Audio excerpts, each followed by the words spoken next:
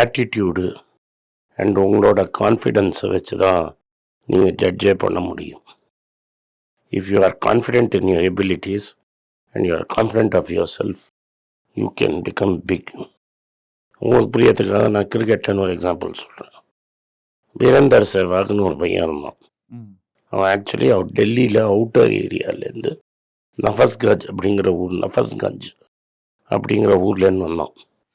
It is outer Delhi from a very poor lower middle class family.